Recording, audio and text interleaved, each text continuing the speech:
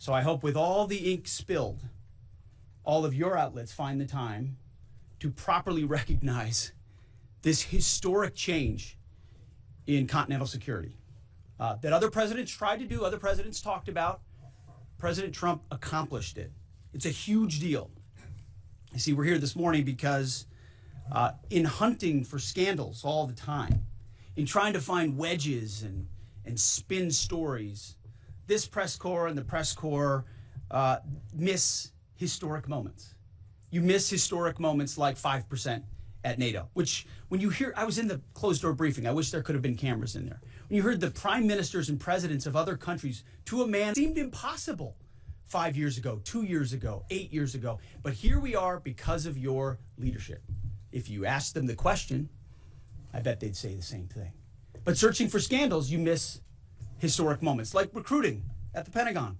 Historic levels in the Army, the Air Force, and the Navy. Yeah, maybe there'll be a little mention here or there, but because it was under President Trump's leadership, because Americans are responding to him as commander-in-chief, the press corps doesn't want to write about it. Or bring us to the topic of the moment, the highly successful strikes in Iran. Let me read the bottom line here.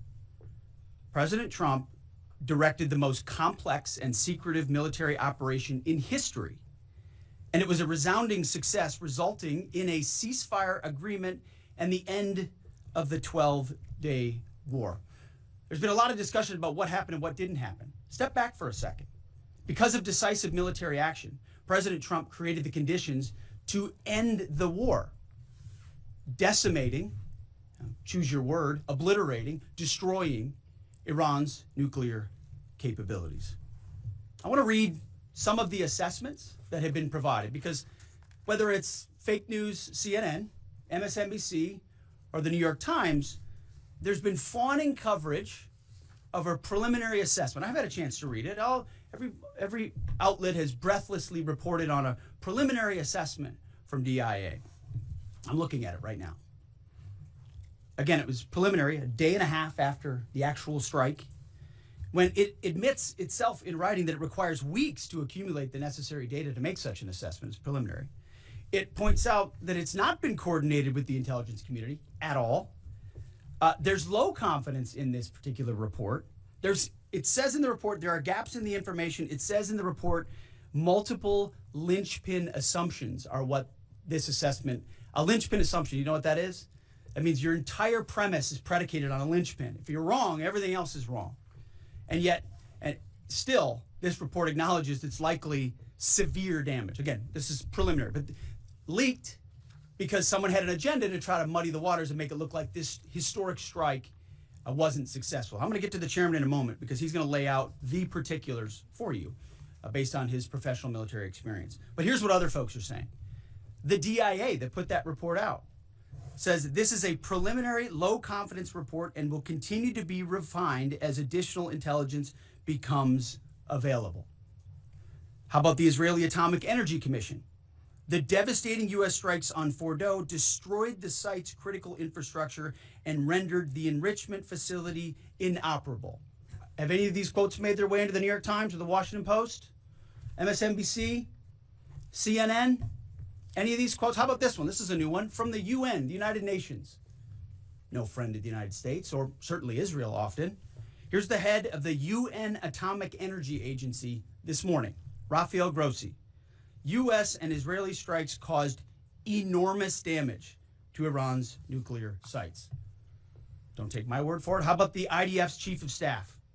I can say here that the assessment is that we significantly damaged the nuclear program, setting it back by years. I repeat, years. The Iranian foreign minister, the spokesman, our nuclear installations have been badly damaged, that's for sure. I'm sure that's an understatement. John Radcliffe, the director of the CIA, putting out a statement just last night. CIA can confirm that a body of credible intelligence indicates Iran's nuclear program has been severely damaged by recent targeted strikes. This includes new intelligence from a historically reliable, very different than preliminary assessment with low confidence. He's saying historically reliable and accurate source and method that several key Iranian nuclear facilities were destroyed. and would have to be rebuilt over the course of years. CIA continues to collect additional reliably sourced information to keep appropriate decision makers fully informed. How about DNI Tulsi Gabbard yesterday? She writes, and I quote, "New intelligence confirms what POTUS has stated numerous times. Iran's nuclear facilities have been destroyed." Institute for Science and International Security President David Albright, overall, Israel and U.S. attacks have effectively destroyed Iran's centrifuge enrichment program. Time and time again, I can go down the list. Those that understand, those that see, those that do proper assessments recognize that what the United States military did was historic. And again, before I pass it to the chairman, because you, and I mean specifically you, the press, specifically you, the press corps, because you cheer against Trump so hard, it's like in your DNA and in your blood to cheer against Trump, because you want him not to be successful so bad, you have to cheer against the efficacy of these strikes. You have to hope maybe they weren't effective. Maybe the way the Trump administration has represented them isn't true. So let's take half-truths, spun information, leaked information, and then spin it in every way we can to try to cause doubt and manipulate the public mind over whether or not our brave pilots were successful. How many stories have been written about how hard it is to, I don't know, fly a plane for 36 hours? Has MSNBC done that story? Has Fox? Have we done the story how hard that is? Have we done it 2 or 3 times so that American people understand? How about how difficult it is to shoot a drone from an F-15 or 16 or F-22 or F-35? Or what it's like to man a Patriot battery? Or how hard it is to refuel midair? Giving the American people an understanding of how complex and sophisticated this mission really was. There are so many aspects of what our brave men and women did that because of the hatred of this press corps are undermined because your people are trying to leak and spin that it wasn't successful. It's irresponsible. And folks in this room are privy to that information because of the proximity here in the Pentagon. It's an important responsibility. And time again, classified information is leaked or peddled for political purposes to try to make the president look bad. And what's really happening is you're undermining the success of incredible B-2 pilots and incredible F-35 pilots and incredible refuelers and incredible air defenders who accomplished their mission, set back a nuclear program in ways that other presidents would have dreamed. How about we celebrate that? How about we talk about how special America is, that only we have these capabilities? I think it's too much to ask, unfortunately, for the fake news. So we're used to that. But we also have an opportunity to stand at the podium and read the truth of what's really happening. And the reality is, you want to call it destroyed, you want to call it defeated, you want to call it obliterated, choose your word. This was an historically successful attack, and we should celebrate it as Americans. And it gives us a chance to have peace, chance to have a deal, and an opportunity to prevent a nuclear Iran, which is something President Trump talked about for 20 years, and no other presidents had the courage to actually do. So with that, I want to hand it over to the chairman of the Joint Chiefs. They've done technical analysis on this, not just on the strike, but also on our Patriot defenders and Al Udeid. And Mr. Chairman, I'll hand it over to you. Good morning. Thank you, Mr. Secretary, and good morning, and all of you. Thank you for being here. As a follow-up to my comments on Sunday's press conference, I wanted to give you a few updates this morning on something I'm honored to do as a chairman, and that's a chance to get to talk about some of our service members and the incredible things that they do on behalf of our nation. And I apologize ahead of time for the length and the detail. Today I'm going to brief you on a couple things. First, I'm going to talk about our air defenders at Al Udeid in Qatar and their actions on Monday.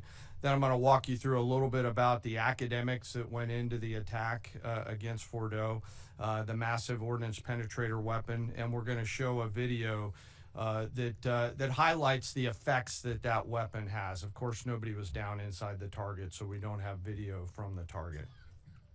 First, on Monday. As the president has stated, on Monday morning, we began to receive indications and warnings that Iran intended to attack U.S. bases in the region. that morning, building on the work that CENTCOM Commander Eric Kurilla had done, and on the orders of the President, Al Udeid Air Base in Qatar and around the region, we assumed a minimum force posture. Most folks had moved off the base to extend the security perimeter out away from what we assessed might be a target zone, except for a very few Army soldiers at Al Udeid. At that point, only 2 Patriot batteries remained on base, roughly 44 American soldiers responsible for defending the entire base, to include CENTCOM's forward headquarters in the Middle East, an entire air base, and all the U.S. forces there. The oldest soldier was a 28-year-old captain. The youngest was a 21-year-old private who'd been in the military for less than 2 years.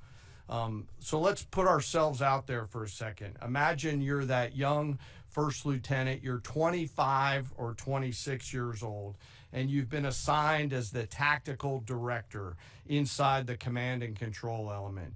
You, at that age, are the sole person responsible to defend this base. Listening next to you is your early warning operator whose job is to notify you of imminent attack. There's 5 people inside a vehicle and 5 people outside of a vehicle around these, a total of, as I said, 44. By the way, you've sat in the Middle East for years, deployed over and over again, extended multiple times, always being prepared, but unsure of when that particular day will come that you must execute your mission and not fail at doing it. In this case, these Patriot crews were deployed from Korea and Japan as part of our U.S. forces there to ensure that we had the most capable missiles in the CENTCOM area of responsibility. As the day continues, you start to hear more and more chatter in the information space about a pending attack. And as the sun starts to set in the west, you get orders from your higher headquarters to make sure that your missile batteries are pointed to the north. There are just a few other teammates. It's hot, you're getting nervous, and you expect an attack. Outside of those Patriot vehicles, your hot crew, which is 1 NCO and 4 additional soldiers, turns a key and relinquishes control of those missiles to that young lieutenant inside the vehicle, and you wait. You know that you're going to have approximately 2 minutes, 120 seconds to either succeed or fail. And then at approximately 12:30 p.m. on Monday, that's 7:30 p.m. in Qatar, as the sun sets in the west, Iran attacks. As the targets were detected, round after round of Patriot missiles are ejected from their canisters by an initial launch charge. Then the main solid rocket motor ignites. You can feel this in your body if you've ever been around a Patriot taking a shot. And round after round goes out and guides against those missiles coming inbound. We believe that this is the largest single Patriot engagement in U.S. military history. And we were joined in this engagement by the Qatari Patriot crews. I'm not going to tell you how many rounds were shot, but it was a bunch. Because of classified purposes. And we're aware that there's reports of something getting through. What we do know is there was a lot of metal flying around. Between attacking missiles being hit by Patriots, boosters from attacking missiles being hit by Patriots, the Patriots themselves flying around, and the debris from those Patriots hitting the ground, there was a lot of metal flying around. And yet our U.S. air defenders had only seconds to make complex decisions with strategic impact. These awesome humans, along with their Qatari brothers and sisters in arms, stood between a salvo of Iranian missiles and the safety of Al Udeid. They are the unsung heroes of the 21st century United States Army. And I know a lot of you have seen the videos online and the excitement as those Patriots departed their launchers and went up and guided. This really demonstrates the combat capability and capacity of our Army air defenders. Simply stated, they absolutely crushed it. If you'd flip this over, thanks. Let me next move to a walkthrough of the GBU-57 massive ordnance penetrator weapon and share a little bit about the planners who did this and their work on the weapon. First, let me set the stage for you. There's an organization in the U.S. called the Defense Threat Reduction Agency, DTRA. DTRA does a lot of things for our nation, but DTRA is the world's leading expert on deeply buried underground targets. In 2009, a Defense Threat Reduction Agency officer was brought into a vault at an undisclosed location and briefed on something going on in Iran. For security purposes, I'm not going to share his name. He was shown some photos and some highly classified intelligence of what looked like a major construction project in the mountains of Iran. He was tasked to study this facility, work with the intelligence community to understand it, and he was soon joined by an additional teammate. For more than 15 years, this officer and his teammate lived and breathed this single target, Fordow, a critical element of Iran's covert nuclear weapons program. He studied the geology. He watched the Iranians dig it out. He watched the construction, the weather, the discard material, the geology, the construction materials, where the materials came from. He looked at the vent shaft, the exhaust shaft, the electrical systems, the environmental control systems, every nook, every crater, every piece of equipment going in and every piece of equipment going out. They literally dreamed about this target at night when they slept. They thought about it driving back and forth to work, and they knew from the very first days what this was for. You do not build a multi-layered underground bunker complex with centrifuges and other equipment in a mountain for any peaceful purpose. They weren't able to discuss this with their family, their wives, their kids, their friends, but they just kept grinding it out. And along the way, they realized we did not have a weapon that could adequately strike and kill this target. So they began a journey to work with industry and other tacticians to develop the GBU-57. They tested it over and over again, tried different options, tried more after that. They accomplished hundreds of test shots and dropped many full-scale weapons against extremely realistic targets for a single purpose: kill this target at the time and place of our nation's choosing. And then, on a day in June of 2025, more than 15 years after they started their life's work, the phone rang and the President of the United States ordered the B-2 force that you've supported to go strike and kill this target. Yesterday, I had the incredible honor and privilege of spending time with these two Defense Threat Reduction Agency officers who've given so much. One of them said, quote, "I can't even get my head around this. My heart is so filled with the pride of being a part of this team. I am so honored to be a part of this." To you both, thank you, and thank you to your families. Operation Midnight Hammer was the culmination of those 15 years of incredible work. The air crews, the tanker crews, the weapons crews that built the weapons, the load crews that loaded it. Before I run through this video today, I want to talk a little bit about weaponeering and what goes into an attack. Weaponeering is the science of evaluating a target. I mentioned all of those factors before that these two DTRA officers had thought about. Ultimately, weaponeering is determining the right weapon and fuse combination to achieve the desired effects and maximum destruction against a target.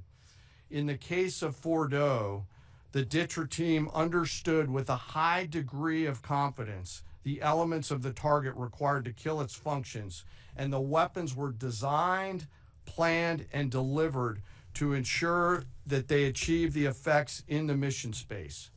By the way, in the beginning of its development, we had so many PhDs working on the MOP program, doing modeling and simulation, that we were quietly and in a secret way the biggest users of supercomputer hours within the United States of America.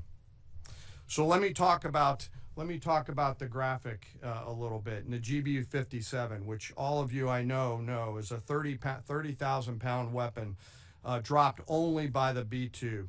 It's comprised of steel, explosive, and a fuse, programmed bespokely, each weapon to achieve a particular effect inside the target. Each weapon had a unique desired impact angle, arrival, final heading, and a fuse setting. The fuse is effectively what tells the bomb when to function. A longer delay in a fuse, the deeper the weapon will penetrate and drive into the target. So on Fordow, in June of 2008, you can see these 3 holes. Depicted here is the main exhaust shaft with 2 additional ventilation shafts on either side. The United States decided to strike these 2 ventilation shafts, as seen here on the main graphic, as the primary point of entry into the mission space. In the days preceding the attack against Fordow, the Iranians attempted to cover the shafts with concrete to try to prevent an attack. I won't share the specific dimensions of the concrete cap, but you should know that we know what the dimensions of those concrete caps were. The planners had to account for this. They accounted for everything. The cap was forcibly removed by the first weapon, and the main shaft was uncovered. Weapons 2, 3, 4, 5 were tasked to enter the main shaft, move down into the complex at greater than 1,000 feet per second, and explode in the mission space. Weapon number 6 was designed on each side, so there were 6 on each side. Weapons number 6 was designed as a flex weapon to allow us to cover if one of the preceding jets or one of the preceding weapons did not work. The video I'm about to show you is a culmination of over 15 years of development and testing. As I said, hundreds of test shots on various models. This is one weapon. So if you take a view of this as 5 additionals, you'll get a sense of what this looks like. Hopefully you can see it and there's not too much reflection. Tom runs our videos out there. We'll run it at full speed so you can see it and then go back through it. Go ahead, Tom.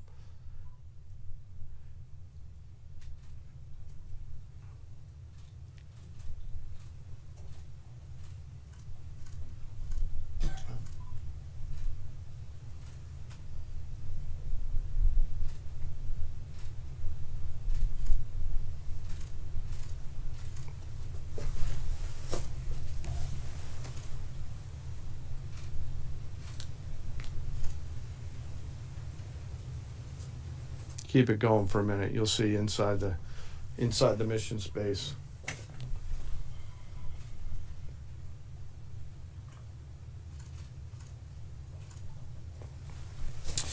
Unlike a normal surface bomb, you won't see an impact crater because they're designed to deeply bury and then function. I know there's been a lot of questions about that.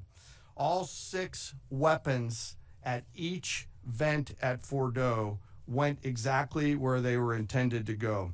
A bomb has 3 effects that causes damage: blast, fragmentation, and overpressure. In this case, the primary kill mechanism in the mission space was a mix of overpressure and blast, ripping through the open tunnels and destroying critical hardware. The majority of the damage we assessed based on our extensive modeling was a blast layer combined with the impulse extending from the shock. Imagine what this looks like 6 times over. A point that I want to make here: the Joint Force does not do BDA. By design, we don't grade our own homework. The intelligence community does. But here's what we know following the attacks and the strikes on Fordow. First, that the weapons were built, tested, and loaded properly. 2, the weapons were released on speed and on parameters. 3, the weapons all guided to their intended targets and to their intended aim points. 4, the weapons functioned as designed, meaning they exploded. We know this through other means, intelligence means that we have, that we're visibly able to see them. And we know that the trailing jets saw the first weapons function, and the pilots stated, quote, "This was the brightest explosion that I've ever seen. It literally looked like daylight." Let me now turn to the bomber crews themselves, give you a few details about them. The crews that attacked Fordow were from the active duty Air Force and the Missouri Air National Guard. The crews ranked from captain to colonel, and most were graduates of the Air Force Weapons School headquartered at Nellis Air Force Base in Nevada.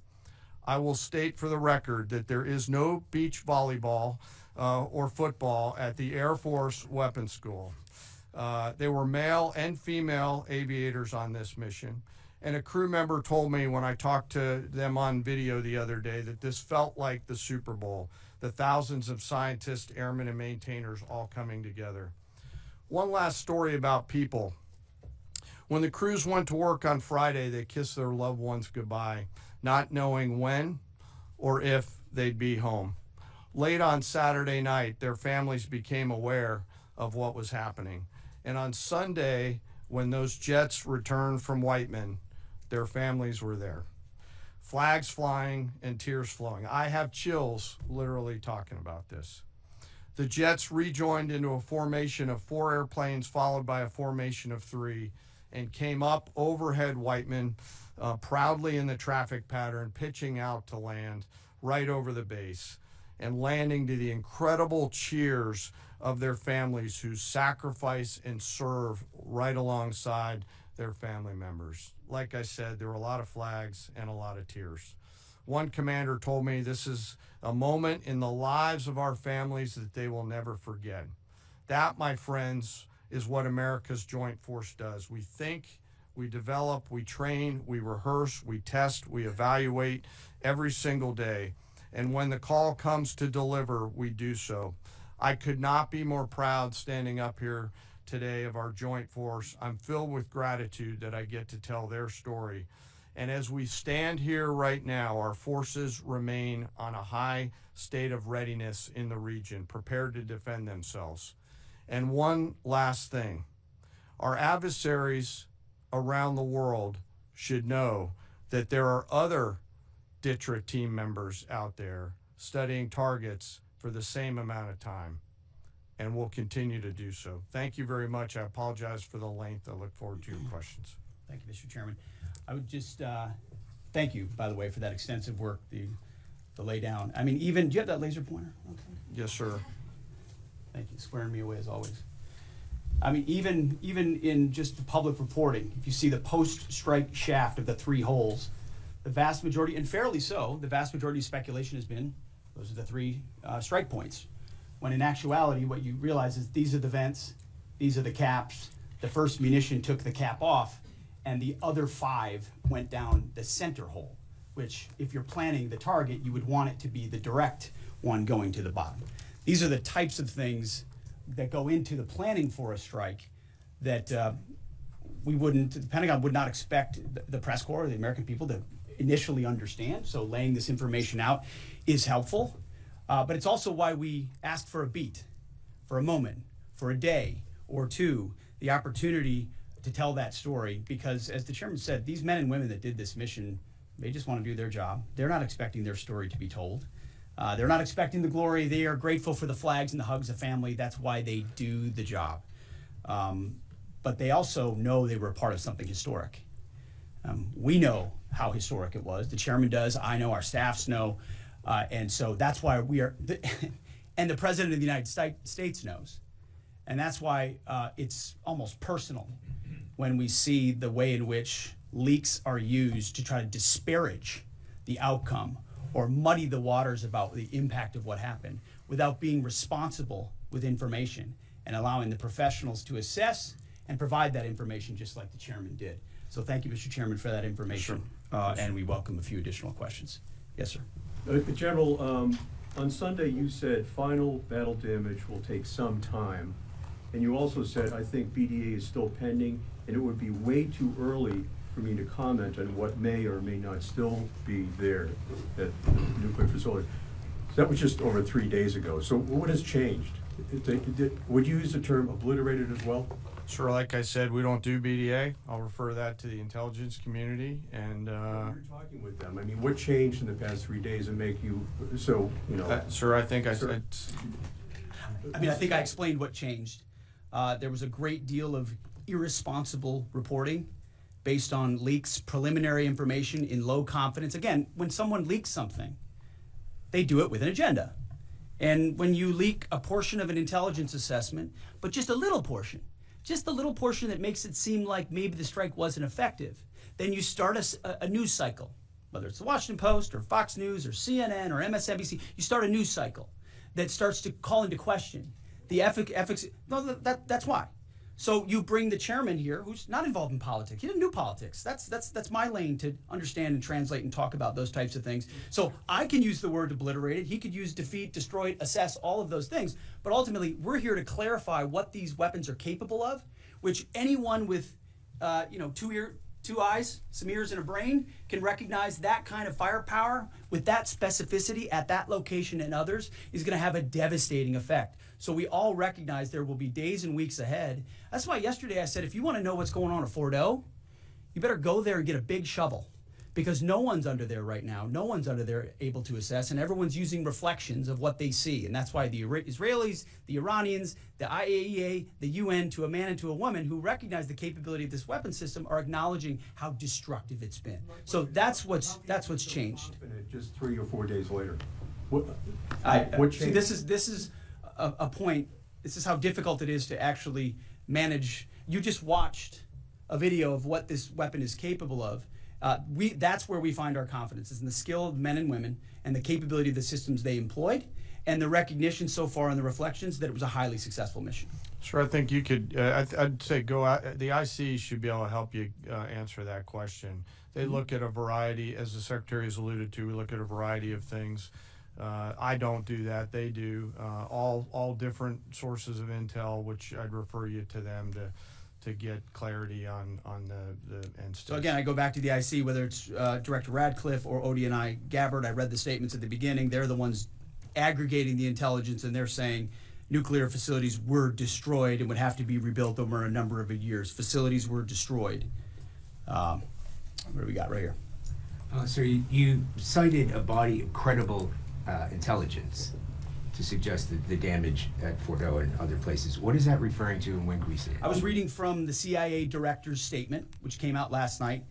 CIA, again, they do the BDA, they do the assessment. CIA can confirm that a body of credible intelligence indicates, it also goes on to say, new intelligence from historically reliable and accurate sources and methods. Now, you can imagine, the CIA director is going to be very careful about how he articulates things of that sensitivity. Classified, secret, top secret, compartmentalized. He's going to know things that you're not going to know, that the press isn't going to know, and he's reflecting that the sources he's seeing are highly credible. They've given credible intelligence. They or those processes have given credible intelligence in the past, and that's what he's basing it on. Don't you think we need to see that? Do you have a top secret clearance, sir? Eventually, Okay. the American public wants Yes, to see sir. it. Yes. Yeah, you. I wanted to ask briefly just. No, not you. Checkered shirt. Oh. Right there. So Mike Glenn with the Washington Times. Yes, sir. Thanks, sir. Anybody who's ever read a Battalion S2 report after a fight knows that it's usually, the initial report is usually wrong, sometimes grossly so.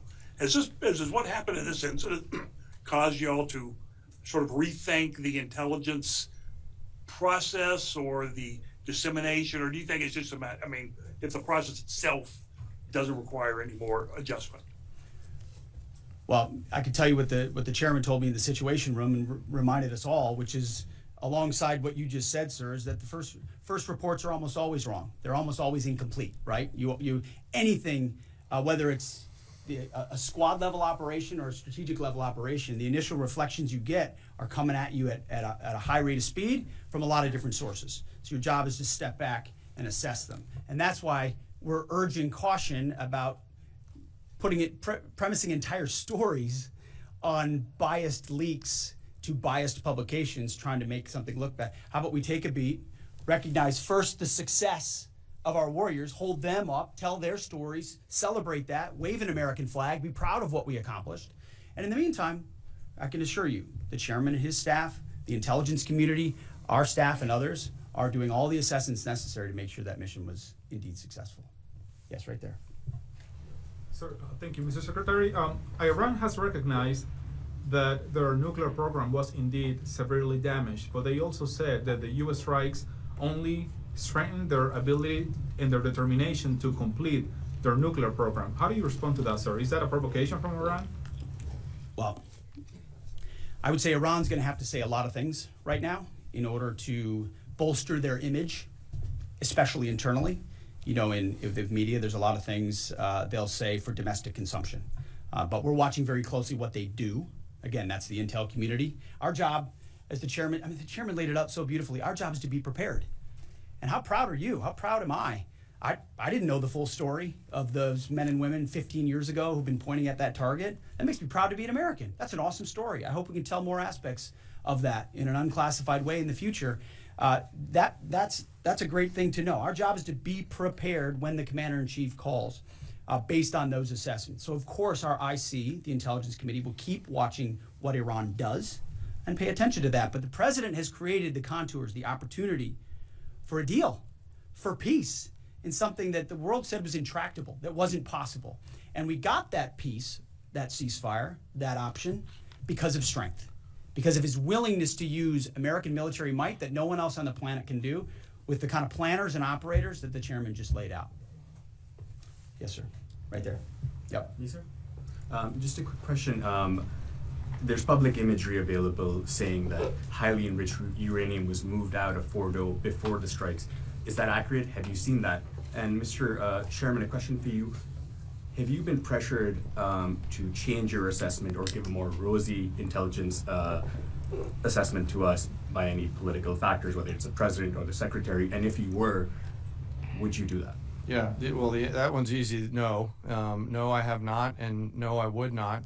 My job as the chairman is to offer a range of options to the president and the National Command Authority to deliver the risks associated with each of those, and then take the orders of the National Command Authority and go execute them.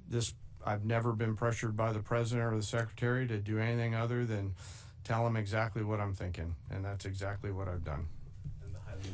There's nothing that I've seen that suggests that we didn't hit exactly what we wanted to hit in those locations. That's not the question, though. It's about highly enriched uranium. Do you have certainty that all the highly enriched uranium was inside the Fordow mountain, or some of it, because there were satellite photos that showed more than a dozen trucks there 2 days in advance?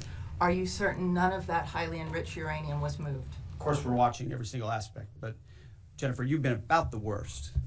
The one who misrepresents the most intentionally what the president says.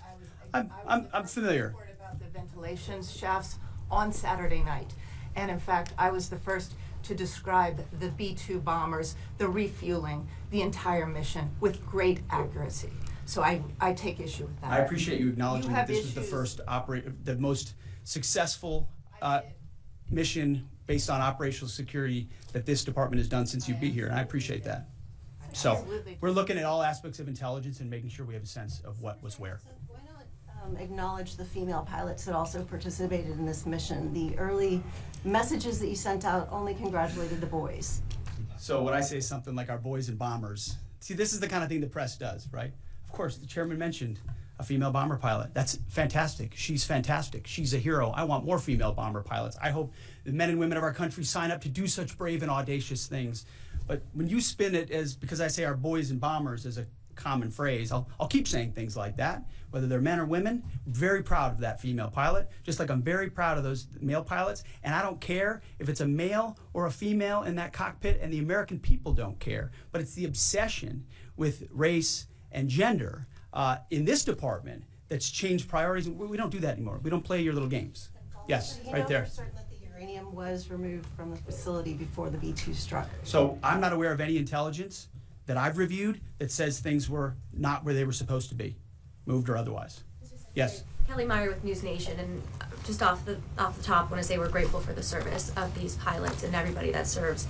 I wanted to ask you, the CIA statement said, when possible, they will provide updates and information to the public for transparency, and I believe that's what we're looking for here. Do you commit to share the Defense Intelligence Agency report when it is ready, so the American people can understand more about the intelligence assessment? Well, actually, the report that was discussed, this preliminary report, was what's called a restrike report. So it comes to us to give us an assessment whether a target would need to be restruck, right? That's the reason why. So based on internal feedback loop that we're supposed to have access to. Unfortunately, someone took advantage of that.